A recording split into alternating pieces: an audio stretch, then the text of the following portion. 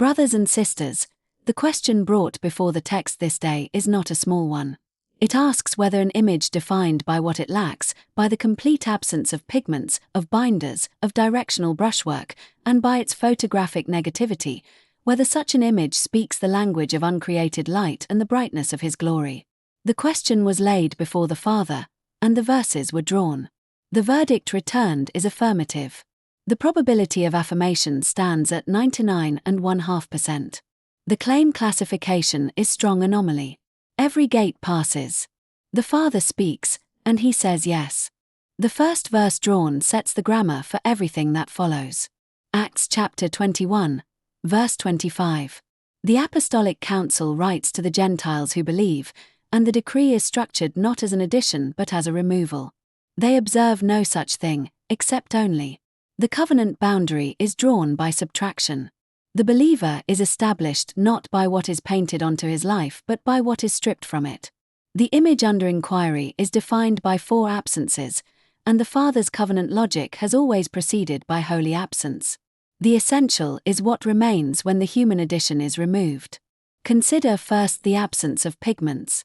Jeremiah chapter 17, verse 1, says the covenant violation of Judah is written with a stylus of iron and with the point of a diamond, graven upon the tablet of their heart and upon the horns of your altars. The stylus and the diamond are not brushes. They do not apply color. They cut. The image on the linen bears no pigment because it was not painted. It was engraved by the glory itself. And note where Jeremiah locates this engraving, upon the horns of your altars. The linen image is an altar inscription.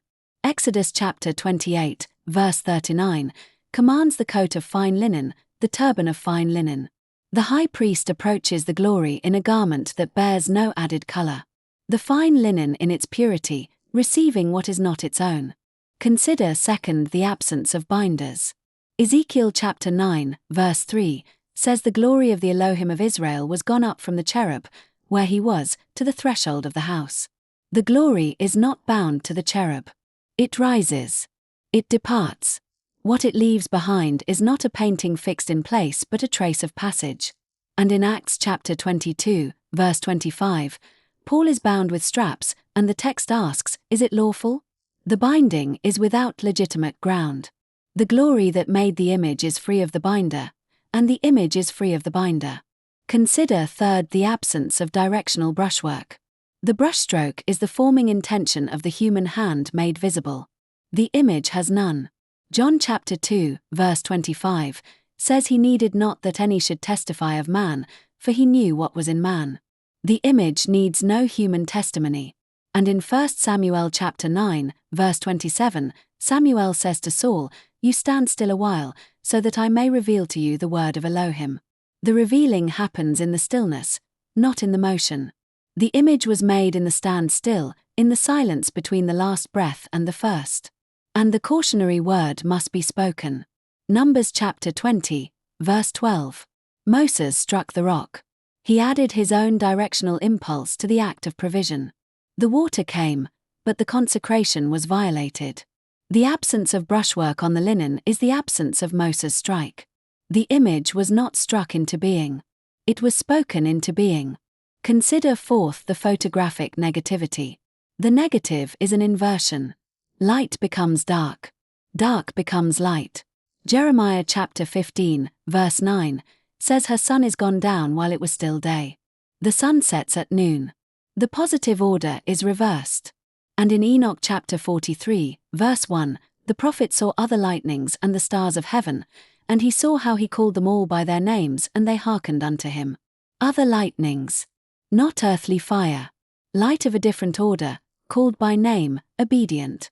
The photographic negative is another lightning, the image that comes from a different order of light. And Luke chapter 17, verse 30, says even so will it be in the day when the Son of Man is revealed. The negative is the unveiling. The inversion is not a distortion. It is a revealing. Now the priesthood dimension must be named, for the statistical signal is priesthood weighted. The Dominion triad fires at more than 10 times the baseline expectation, at 6 6/10 sigma, discovery level. Identity, inheritance, and priesthood converge, and the priesthood axis carries the weight. Leviticus chapter 8, verse 35, commands the priests to stay at the entrance of the priestly tabernacle at the appointed place, day and night, for 7 days, and keep the charge of WH. The priests do not enter. They stay at the entrance. They keep the watch. The linen image is a threshold object between the tomb and the resurrection. It bears the trace of what passed through. Malachi chapter 3, verse 3, says he will sit as a refiner and purifier of silver, and he will purify the sons of Levi. The refiner knows the silver is pure when he can see his own face in it. Everything that is not the pure metal has been removed. What remains reflects the face. Isaiah chapter 62, verses 6 and 7, sets watchmen on the walls of Jerusalem who will never hold their peace day nor night.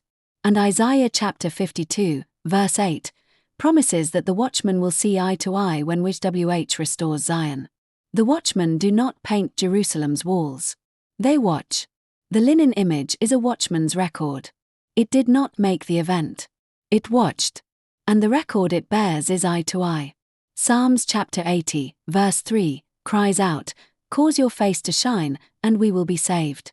The shining is not applied to the face. It is the face. And yet 2 Samuel chapter 14, verse 24, says, "Let him not see my face."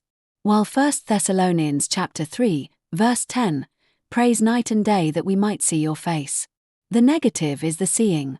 The inversion is the encounter. The absence is the presence. In Joshua chapter 22, verses 15 and 16, the question is posed.